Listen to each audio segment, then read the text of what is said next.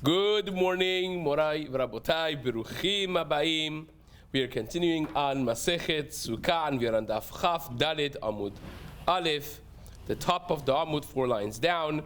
Today's Amud is being learned as a Zchut Refuah Shelema for Esther Bracha Bat Chaya, for Rachel Simcha Bat Nahid, and Nisim Ben Miriam, that should all have Refuah Shelema Be'ezrat Hashem. Amen. Today's Amud is also being learned as an Aliyat Neshama for Nosrat Bat Yaakov, whose yortzeit is this coming Sunday. Her Neshama should have an Aliyah Be'ezrat Hashem. Amen. This month's learning of the community has been dedicated graciously by the Dayan family, by Kohen family, by Shea family. It should be an ultimate zchut for all their mishpachot Be'ezrat Hashem. Amen. And today's Amud is specifically dedicated for the Hatzlacha of our own very Chacham Yoshua, who takes care of the cameras and the recordings of the community.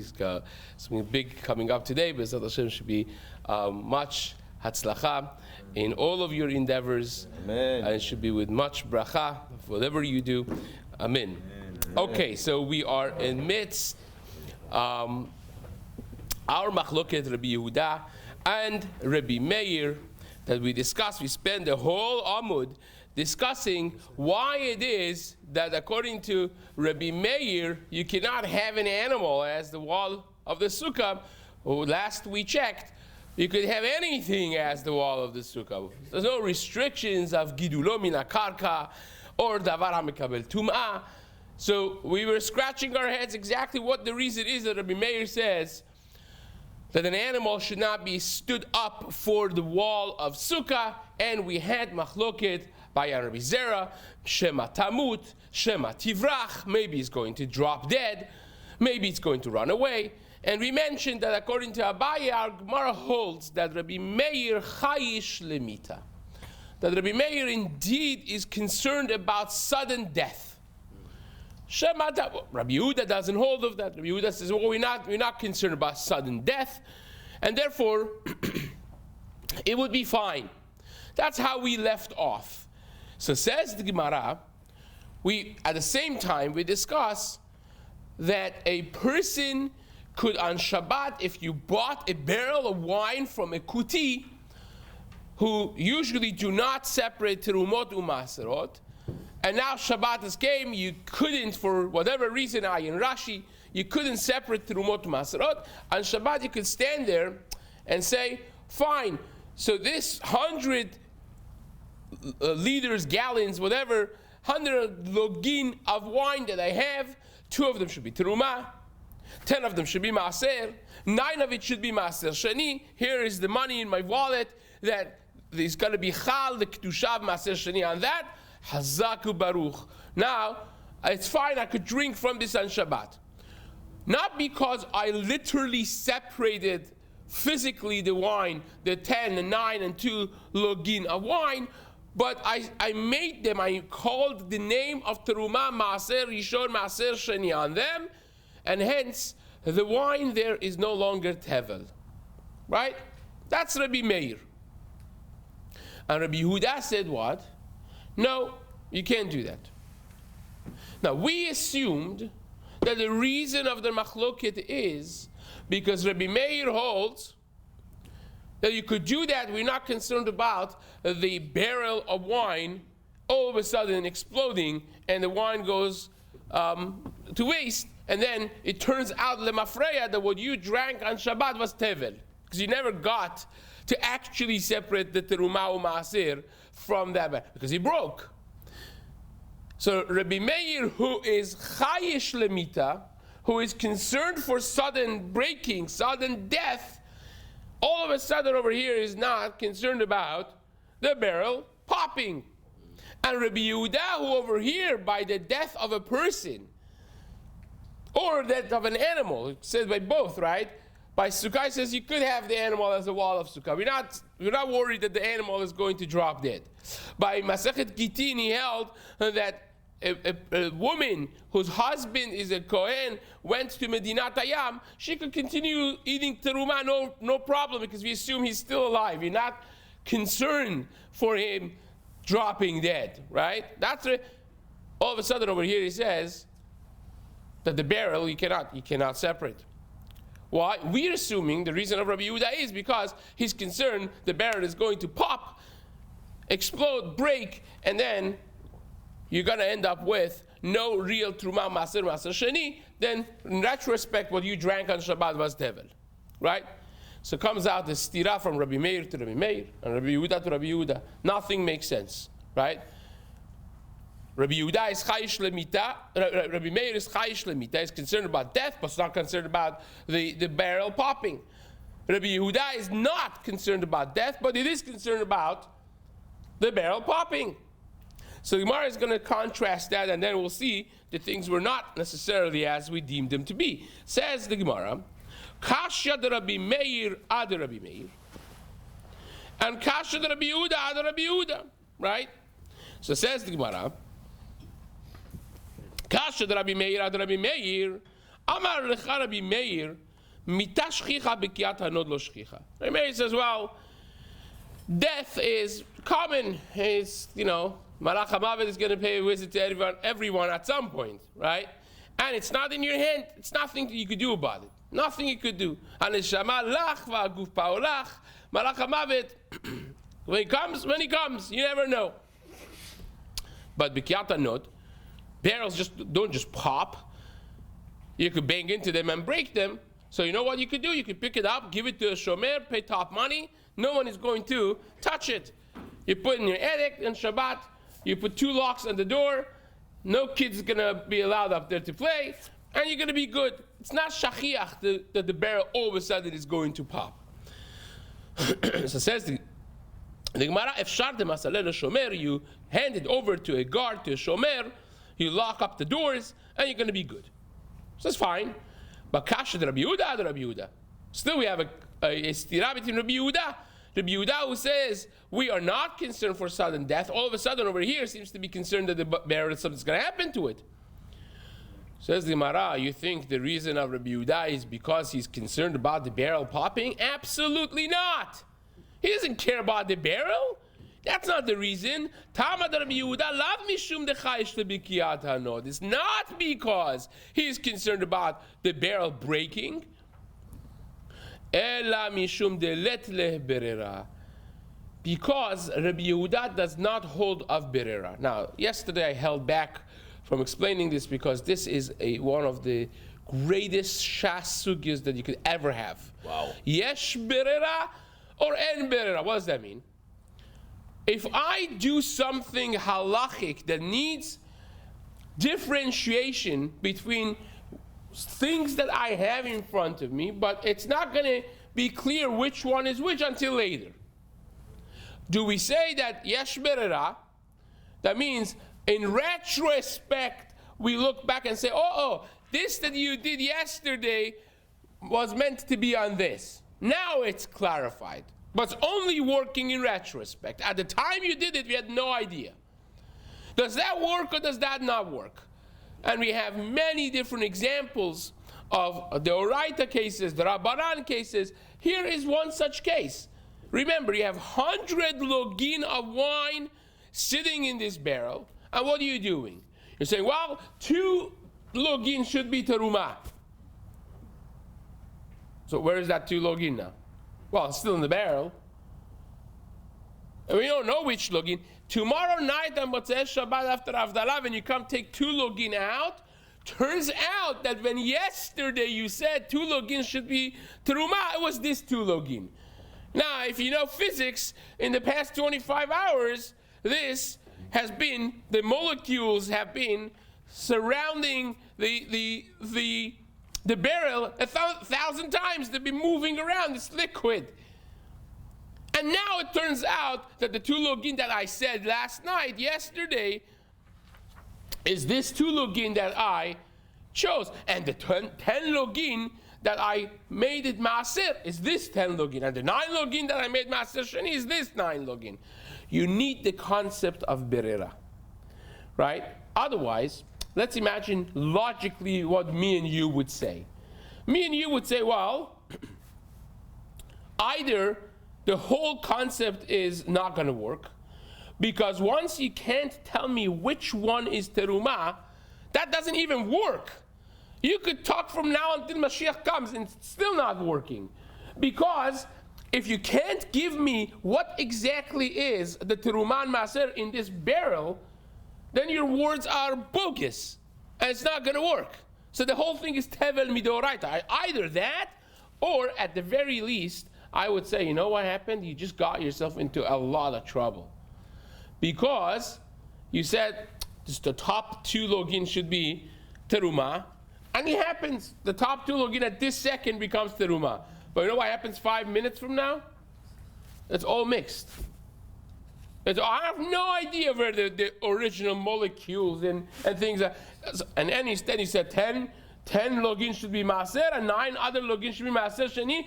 In 10 minutes, the entire thing is a mush of maaser sheni, and then you take a cup to drink. You know what you're drinking? Who says you're drinking chulin? You're drinking chulin mixed with maaser rishon, with maaser sheni, and with teruma, perhaps. And you're in a bad shape. That's what I would say. That's what you would say.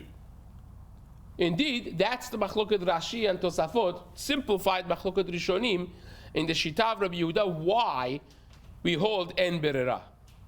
Rashi holds in Rabbi Yehuda, who says en berera. You know why? Because it's a mixture of everything. Yeah, it does work the moment you say 2 login of this should be teruma, it becomes teruma. But when you're cupping out the drink 5 minutes later, it's a mixture of everything. And Tosafot say it doesn't even work. If you can't show me which one is teruma, which one, it doesn't even work. The entire thing is tevel deoraita. You're transgressing deoraita. It's not that maybe in my cup there is a mixture of the. No, the entire thing is tevel. That's Rashi and Tosafot in Shita of Rabbi Yehuda. Rabbi Meir is predicated on the concept of yesh berera. In other words, Rabbi Meir, who says we are not concerned about the barrel breaking, and therefore you can do such a thing. You can stand on Shabbat and say, Truma, Maser, Maser Sheni, Chazak Baruch, I'm drinking. The prerequisite for Rabbi Meir is yesh berera. Before you even start talking about the barrel staying, breaking, not breaking, the whole thing doesn't even start if you don't hold yesh berera. So Rabbi Meir has to hold yesh berera. That means you can, in retrospect, show me which 2 login was teruma, which 10 login was maaser, which 9 login was maaser sheni. And on top of that, we also need to secure that the barrel is not going to pop, and then you're good to go. Now, the Gemara here is saying, you thought that Rabbi Yehuda's problem is that he's concerned the barrel is going to pop? No. He's not concerned about the barrel at all. He just doesn't hold of the concept of berera altogether. So the whole discussion doesn't even start. Rabbi Yehuda says you can't stand there and say 2 login is teruma. Where? It doesn't work that you're going to choose and show me in retrospect which 2 login. It has to be at the time you have to separate it. So this is not like a technical machloket of whether the barrel is stronger. It's a Shas concept. The Shas concept of yesh berera en berera happens to be machloket Rabbi Meir and Rabbi Yehuda. Rabbi Meir holds yesh berera, and Rabbi Yehuda holds en berera. You have to give me direct, clear, shown, and separated segments of this in order for it to become teruma maaser maaser sheni. If it's mixed in a mush, in a barrel, you cannot say this is teruma and I'll show you tomorrow night after Shabbat which 2 login is going to be the 2 login that I said on Shabbat. Rabbi Yehuda and Rabbi Meir are not concerned about it breaking then, huh? That's what it seems. It comes out, correct? It comes out that both Rabbi Meir and Rabbi Yehuda are not concerned about the barrel breaking. Now, once you ask this, for those who want to do a little homework, this is even much worse than you think. Because this is our maskana of our Gemara, right? Our Gemara says that Rabbi Yehuda holds en berera, and he's not concerned about the breakage of. the barrel. But if you open Masechet Gitin to Daf Chaf Vav, this is the Sugya, again discussed in the Gemara there. And there the maskara of the Gemara is Rabbi Yehuda holds Yesh Berera, and he's actually concerned about the popping of the node, the popping of the barrel of wine. So how to reconcile that? That's for homework for the sophisticated individuals. But in our Gemara, we have it as Rabbi Meir holds Yesh Berera. Rabbi Yehuda says, don't even talk to me about it. Because En Berera, the whole thing doesn't even start, doesn't take off, it's dead on arrival. Because if you're not actually separating, and you can't separate on Shabbat, that's for sure. And if you're not separating, then it doesn't even start. That's our Gemara. Says the Gemara, Lav mishum dechayish lebekiyata, not ela mishum de let le berera, because he does not hold of this whole concept of berera. Velo chayish Rabbi Yehuda lebekiyat hanod. Says the Gemara, really? Rabbi Yehuda is not concerned about things breaking? Vehami de katani sefa. We learned in the Sefer of our Mishnah, Amru lo Rabbi Meir, Yata modeh shema ibaka hanod. They told Rabbi Meir, well, you're not concerned about the node breaking, the barrel breaking. But in Tzazeh Shoteh Tevalim, and in retrospect, turns out that if the wine pours on the ground and you never got to do the Terumot Masrot, what you drank on Shabbat was Tevel. Lemafreat, in retrospect, comes out that he was Tevel. The Amar Lehu, and Rabbi Meir tells him, Lichshat ibaka. We'll talk when it breaks. It's not going to break. So in other words, Rabbi Meir very strongly holds, I'm not concerned about the barrel breaking. Right? Michlal, if the Braita brings that, it indicates that Rabbi Yehuda was asking this question, or the people who are witnessing their machloket asking him this question.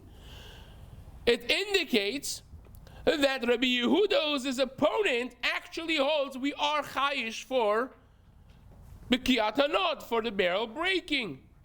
The chayish Rabbi Yehuda leb'kiyat hanot. It says no. Hatam Rabbi Yehudahu, the Kamal Rabbi Meir, it's actually Rabbi Yehuda himself talking to Rabbi Meir, and this is how he's saying it. It says, Ledidi, according to me, there's no question. Doesn't even take off the ground. Ledidi letli berera. I don't hold of yesh berera. I hold em berera. And therefore the whole thing is dead on arrival. It's not even a question. But ledidach, says Rabbi Yehuda to Rabbi Meir, according to you that you hold yesh berera, so technically speaking, I could say 2 login, 10, 9, and I drink, but you still have to deal with the chances of b'kiyat hanot. You're not concerned that the barrel is going to break? After all, you're the guy that is concerned about people dropping dead.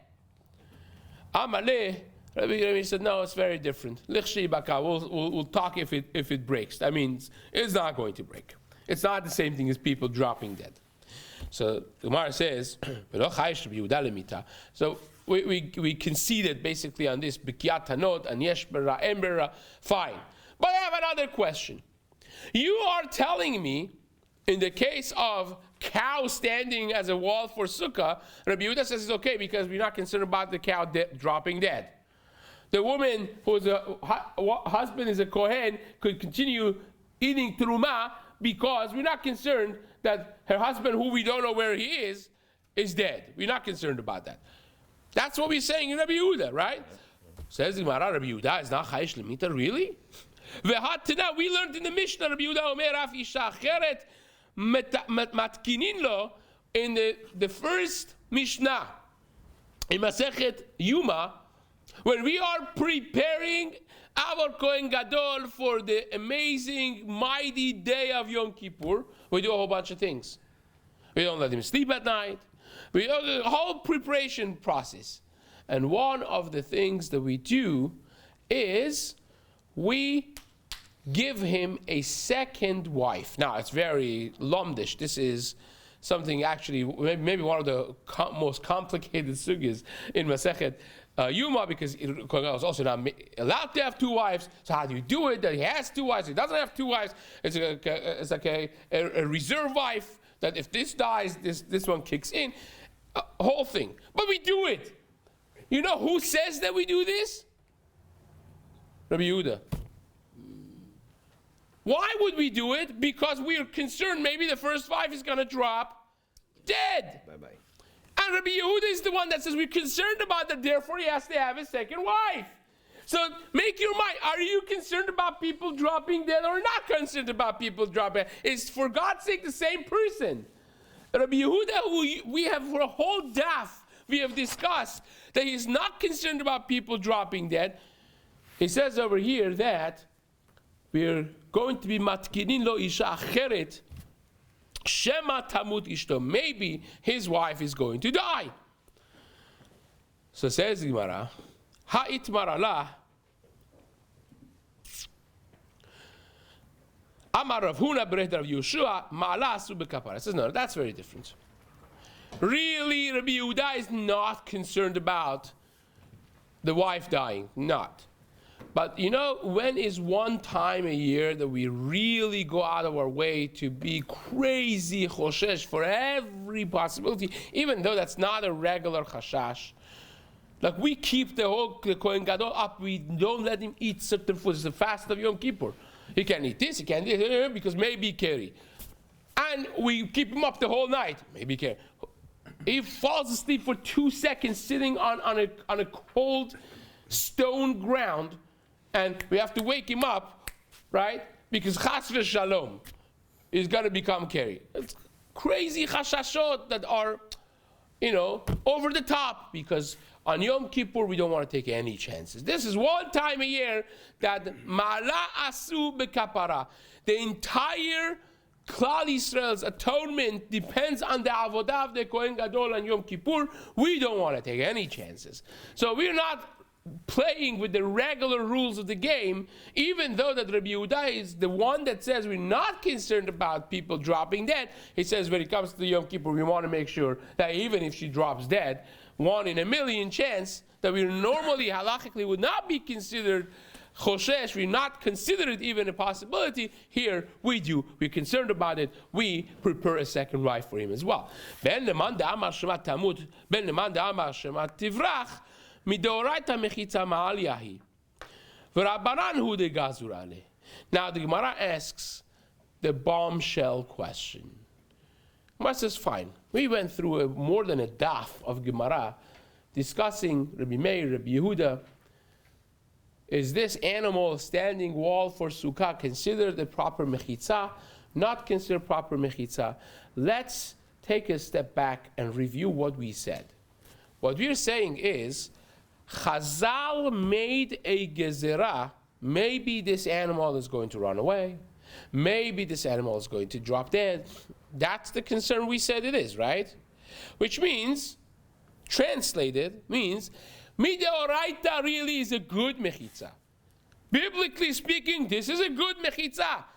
If we would not be concerned about the animal running away or dropping dead, it would be a good mechitza, right?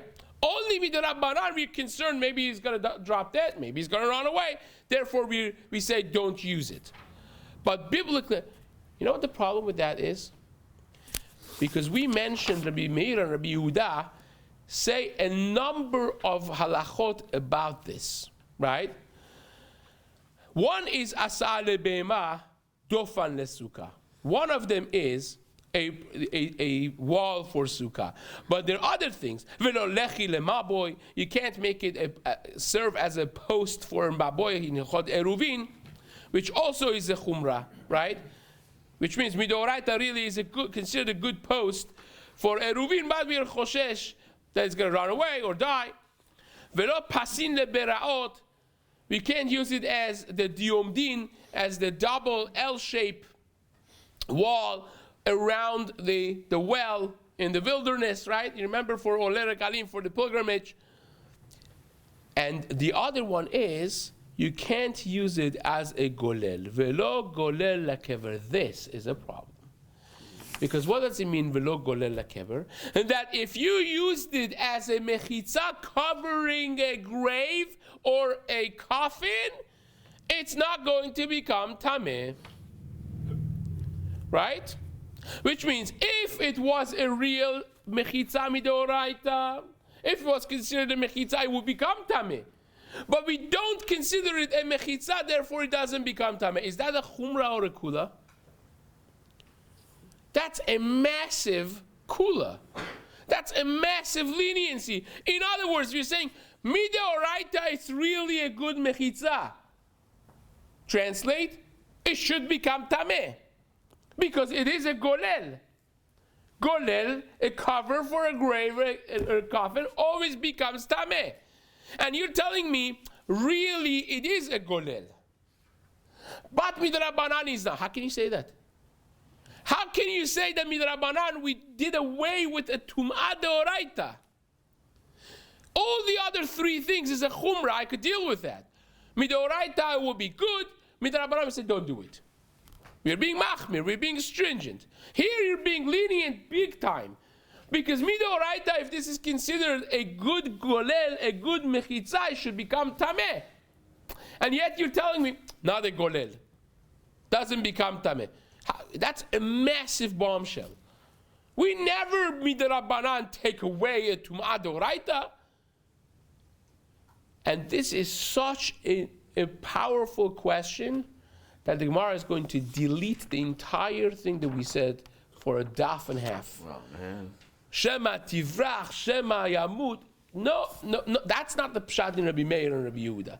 Rabbi Meir and Rabbi Yehuda would disagree whether or not the animal could be a mechitza or not mechitza for sukkah. It's not because maybe he's going to run away, maybe he's not going to, because that doesn't explain this. If you're telling me midoraita, this is good, only midrabanan shema, maybe it's going to run away, maybe it's going to die, then I have no way of explaining how in the world we took the tum'ah of golel, which is a tum'ah deoraita, away because of maybe it's going to run away. Can't do that. Says the Gemara, midoraita mechitza mahal yitai. Midoraita is a good mechitza. Rabbanan udegazurba. Rabbanan are the ones who came along and said you can't do it. Ela matal Rabbi Meir tetameh mishum golel. According to Rabbi Meir, it should be tameh for tum'at golel. Alama tenan. Why do we learn in our Mishnah Rabbi Yehuda metameh mishum golel veRabbi Meir metaher? We have this in the Mishnah. We could have brought it from our Braita also in the previous daf, as I read it to you. It's both in the Mishnah and in the Braita. That Rabbi Meir says is tahor, Rabbi Yehuda says is tameh.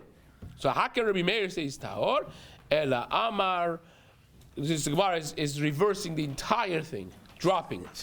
Ela Amar Rav Acha Bar Yaakov. Rav Acha Bar Yaakov said that's not the pshat. You know what the pshat is? Kasava Rabbi Meir kol mechitza sheomedet beruach ena mechitza. Any mechitza that is standing with air, with wind, is not considered mechitza. An animal also has ruach chaim, right? What holds it up is the life. Therefore, it's omed. It's considered omed beruach, and it's not a mechitza midoraita. It's not. Either that's the pshat, Ika de Amri, or there are those who say that Rav Acha Bar Yaakov didn't say that, but said, Kasava Rabbi Meir, kol mechitza shena asuya bide Adam ena mechitza. Any mechitza that's not man-made, it's not a mechitza. Midoraita is not a mechitza. So if you didn't make it, it could be made from anything, but you have to make it. The animal, did you make it? No, not a mechitza. Another mechitza is also not a golel. Midoraita. So it's not that I'm being mekel on something when I say the golel, the cover of the grave or the coffin, doesn't become tameh. It's not a mechitza. That's why it doesn't become tameh. Midoraita level, it's not a mechitza. My benai, what's the nafkamina between these two reasons? Says the Gemara. In other words, we have two ways of saying what Rav Acha Bar Yaakov said. Either kol mechitza ha'omedet beruach eno mechitza, if it's standing with air, that's not considered mechitza. It's like an inflatable type of thing. Or kol mechitza she'ena asuya bidei adam ena mechitza. If it's not man-made, it's not mechitza. Either of those two things. So says the Gemara, Ika benaihu te'ukmah benot tafuach. If you take a nod, right, which is like a pouch, a leather pouch that they used to use for container for drinks. You take this nod and you blow in it, make a nice balloon, right? And you make these balloons the wall of your sukkah. Kasher or pasul? Well, what is standing this mechitza? If it was not inflated, it would not be a wall, right? So it's omed beruach. If you say, Rabbi Yaakov said, kol mechitza omed beruach and no mechitza, then it's not good. You could have all these solid, inflated balloons of nod, pasul. But if you say that that's not the reason, the reason of the animal is it's not bidei adam, right? Then is the nod bidei adam? Of course it is. I inflated, I made it, right? And therefore it will be kasher. That's the nafka mina. But either way, however you slice it, an animal, well, it's actually funny because a nod would be a fully skinned animal, right? If you could imagine the legs and the hands, and they would just fold it from the middle and sew it up. That's how it would be, right? So it's really one full animal that I made, right? So the animal standing alive, it's not good because omed beruach, or because it's not bidei adam, right? But if it's both bidei adam and it's not omed beruach, it will be kasher. So says the Gemara, leman damar omed beruach ela mechitza are omed beruach. The inflated balloon, if you say the problem is omed beruach, then it's ena mechitza, because this is also omed beruach. But leman damar ena asuya bidei adam, if you say the problem is it's not asuya bidei adam, hare asuya bidei adam. This one is asuya bidei adam, and therefore it's going to be good. That ends our 1.5 dafim of explanation of Shitat Rabbi Meir and Rabbi Yehuda, and Bezrat Hashem we will discuss the rest of the Mishnah in the next shiur. Chazak u'baruch. He flipped it